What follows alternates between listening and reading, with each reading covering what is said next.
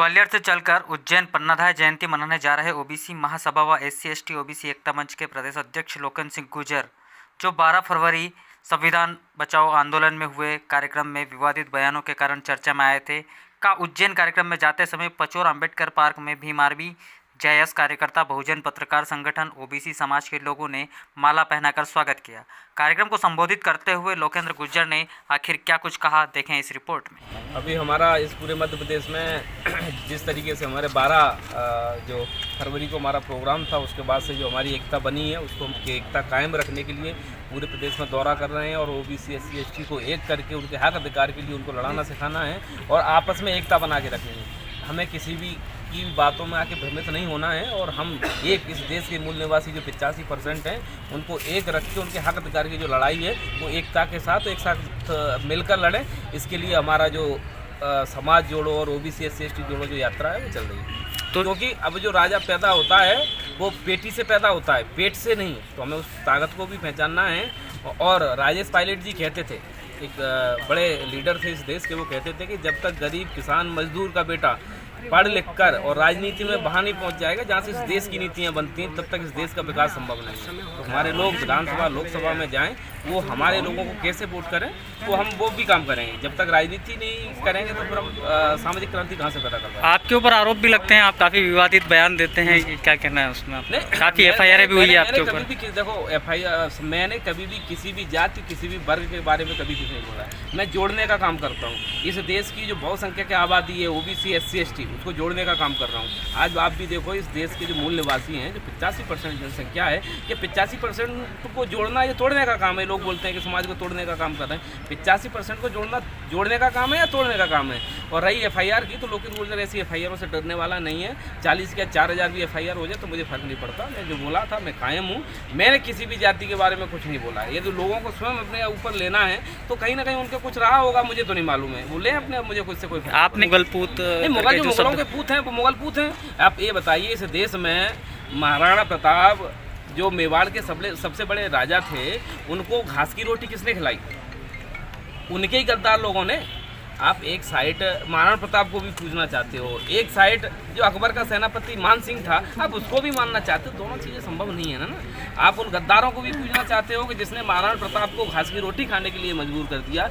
इस महाराणा प्रताप जी को अपने बच्चे की बलि देकर पन्नाधाय जी ने बचाया था, वो गुर्जरी थी। इस देश के ओबीसी SC/ST के लोगों ने उनकी घास की रोटी खिलाई थी और उनके लिए घिस घिस के तलवारें बनाई थी। उनको लड़ने के लिए प्रोत्साहित किया कि राजा आप हार, महाराणा प्रताप जी आप हार मत मारिए, हम आपके साथ हैं, हम आपके साथ लड़ने के लिए। जब उनके लोगों ने साथ छोड़ दिया, तब इस देश के ओबीसी SC/ST ने उनका साथ दिया। ये भी उनको याद रखना चाहिए।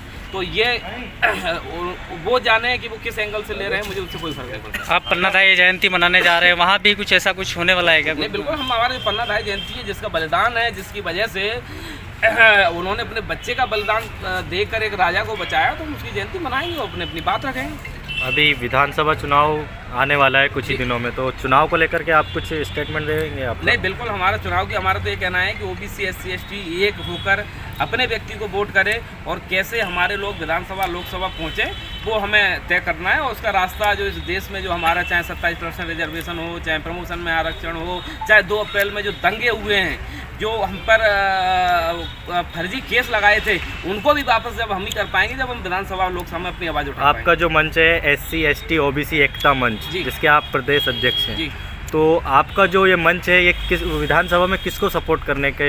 जो राजनीतिक पार्टी का क्या रहेगी? ओबीसी SC/ST की बात करेगा।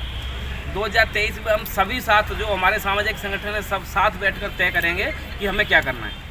अभी मतलब फिक्स नहीं हुआ है किस पार्टी? अभी 2023 में सब मालूम पड़ जाएगा ना। दूध का दूध, पानी का पानी। अभी आप बहुजनों को क्या संदेश देना चाहते हैं? हम बहुजनों को यही संदेश देंगे कि आप एकजुट रहिए। 85% की जनसंख्या की जो ताकत है उसको समझिए कि आप 85% चाहो तो इस देश में समांतर 2 सरकार बना सकते हो। एक सरकार कोई बड़ी चीज़ नहीं। इस मध्य प्रदेश में भी सरकार बना सकते हो, इस देश में भी सरकार बना सकते हो। विवाद, अपना वोट अपने व्यक्ति को करिए और सत्ता में काबिज होइए। विवाद होता है आरक्षण को लेकर के। हाँ। आरक्षण सभी को मिला हुआ है, SC को मिला है, ST को मिला है, OBC को मिला है और अब तो EWS भी मिला है। बिल्कुल। तो सभी को मिला है, तो सभी को मिल जब चुका है, तो फिर विरोध क्यों?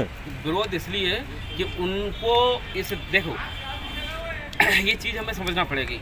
इस देश के जो ओबीसी SC/ST लोग हैं, अभी तक इन्होंने उनको गुलाम बना के रखा था, ठीक है नहीं। जब उनकी सेवा करने के लिए, पानी भरने के लिए, उनकी मजदूरी करने के लिए जब हम लोग करते थे तो उनको बड़ा अच्छा लगता था। लेकिन वहीं हम कलेक्टर, IAS, IPS बनकर अपने हक अधिकार मांग रहे हैं, बाबा साहब की बदौलत हम कुर्सी पर बैठ रहे हैं, हम भी एक शान की ज़िंदगी जी रहे हैं, तो उनको हजम नहीं हो रहे हैं। तो उनको दिक्कत होती है कि कैसे भी करके पुरानी स्थिति में इनको लाया जाए। और हम जिस तरीके से जो कहते हैं ना, एक व्यक्ति रहता है, उनका पढ़ा लिखा IAS होता है ना, जो अनपढ़ होता है ना, वो भी गाँव में भू रुसवा करके उनकी रोजी रोटी चलाता है। तो उनका व्यक्ति है, वो कहीं का कुछ भी है, वो हमको बेवकूफ़ बना के हमको ठगने का काम करना चाहते हैं। जब हमारा समाज जागृत हो जाएगा तो वो हमको ठग नहीं पाएंगे। अभी पेशा एक्ट के नाम पर जो आदिवासी वर्ग के जो हमारे लोग हैं, इस देश के आदिवासी जो मूल निवासी लोग हैं, उनकी मांग थी कि इस देश में पेशा एक्ट बने। हमारे जो पंचायत की जो भी चीज़ें हैं उन पर हमारा अधिकार होना चाहिए। जो हमारे पंचायत में जो भी आप खनन करते हो उस पर हमारी पंचायत का अधिकार होना चाहिए। और भी बहुत सारी मांगें थी, उनको लेकर वो जो मांग कर रहे थे ना, तो उनको लेकर उन्होंने आनन फानन में आदिवासी समाज को गुमराह करके एक आनंद फानन में अजीब टाइप का पेशा एक्ट बना के पेश कर दिया। उसमें वो जो उनके RSS के जो लोग हैं उनको अंदर धीरे धीरे घुसाने का काम कर रहे हैं, और जो अपने लोग हैं उनको अंदर ले जाके वो आदिवासियों को ब्रेन वॉश करके ये सिद्ध करना चाहते हैं कि नहीं, हम आदिवासियों के हितैषी हैं। तो ये RSS की चाल है। तो आदिवासी वर्ग है, जय संगठन है, बहुत सारे लोग सब समझ रहे हैं। सब चीज़ों क्या होता है कि बनाने देने से कुछ नहीं होता, उससे फ़ायदा कितने लोगों को हुआ ये महत्वपूर्ण हुआ।